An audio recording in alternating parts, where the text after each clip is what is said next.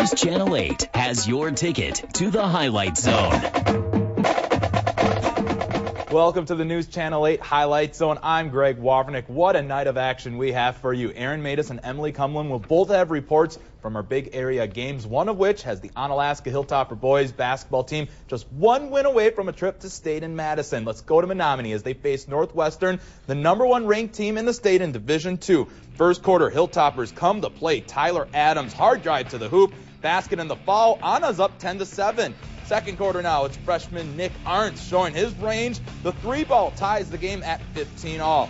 Steve Tecker hits the pull-up for the Tigers right before the end of the half. Northwestern led 20-15 at the break. In the third, Anna showing incredible fighting. It's Arndt one more time, hooping the harm. Anna within one. To the fourth now, under 4 minutes to go. Nick Close driving layup gives the Hilltoppers a 34-31 lead. But Northwestern showing why they're #1 in the state. They end the game on a 17-2 run. Donnie Hissa counted plus the foul. Northwestern wins. A final score, 46-38. News Channel 8's Emily Cumlin was at the game and has more. Thank you very much, Greg. Well, the final score doesn't quite indicate what a nail-biter this was. The Hilltoppers gave the top team in the state a run for their money, but in the end, they came up just short. I mean, this team played so well the second part of the season and tournament. I'm just so proud of how they played. You know, take the #1 team in the state and have a 1-point lead with about 3 minutes to go and have a chance to be at the end. You can't ask for much more.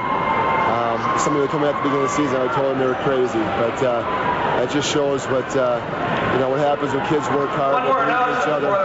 And I'm just very proud of my team. It was a phenomenal run. It was an absolute thrill to play in a sectional final game.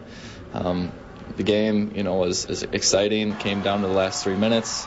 Unfortunately, it wasn't us on top.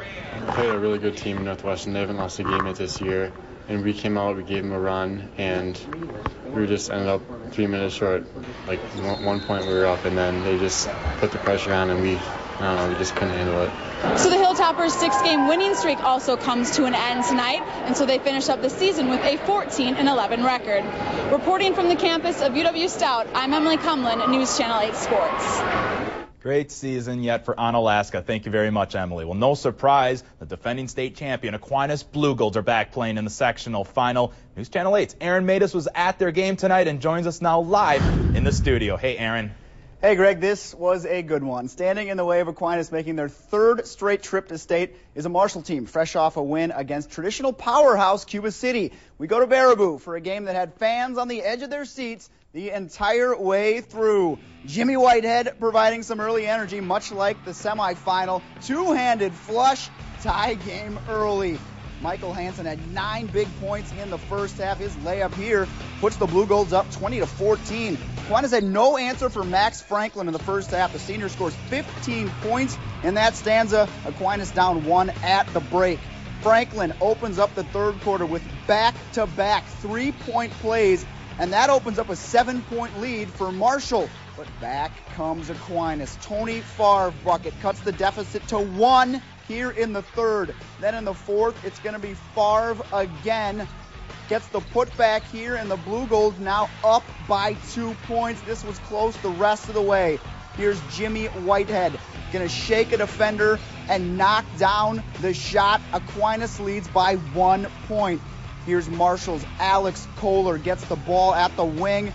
Dial it up for 3. Aquinas still up by just a point. Seconds left, and it's Franklin again. He goes to the hoop and gets the runner to go. Tie game at 60 with just over 8 seconds to play in this game. And with that amount on the clock, they drop a play for Jimmy Whitehead. He goes coast to coast, throws up a shot. It's no good, but enter Michael Balduzzi at the buzzer. Gets the putback to go. Aquinas, in thrilling fashion, advances to the state tournament. Pandemonium, that was just nuts. That was the best feeling ever. It's what dreams are made of right there. Coach drew up a play. He told me to come off the screen, take it coast to coast. I did what I could. I put up a shot, and Doozy was there. I didn't even see him at first. All I know, I looked up. I seen the ball go through the basket, and I was like, oh, my God, we just did it. It was the most craziest moment I've ever had in my life. Nobody should have lost. I mean, it was an awesome basketball game from start to finish. every guy that played made big plays at some point in the game. As a fan, it was a great game and worth a lot more than $4. Certainly worth the money there, says Coach Schneider. Final score once again, Aquinas wins 62-60. They'll face Roncalli Thursday morning in the state semifinal game. Greg, back to you. Follow that one up. Yeah, what a game. Thank you very much, Aaron. Moving to Division IV now. Hillsboro boys basketball team a win away from their first ever trip to state facing Assumption. Third quarter, Assumption's Alex Erdman to Brandon Fish underneath. Royals up 5. Fourth quarter, check out the hustle by Hillsboro on the loose ball. Billy Pasick saves it to Justin Thompson, who finds Pat Alexander. Hillsboro with a 1-point lead. Later in the fourth, Assumption's Matt Turba drives in for the hoop and the harm. That ties up the score. Hillsboro trying to hang on in this one. Thompson hits the 3 here to bring Hillsboro back within 2 points, but their season ends tonight. Hillsboro loses a hard-fought game. Final score 57-52. This was the number 2 team in the state for most of the year. We just had way too many turnovers tonight. We played right to the end though. We could have been down and out a long time ago. Our kids battled back. I'm proud of each and every one of those guys in the locker room. And Blair Taylor playing in their sectional final game in Spooner. They win by 1, 34-33. They'll face Benton in the state semifinal game Friday morning. It's their first trip back to state since 2005. And in Minnesota, 1A subsectional final, Rushford-Peterson losing to Fillmore Central 65-58.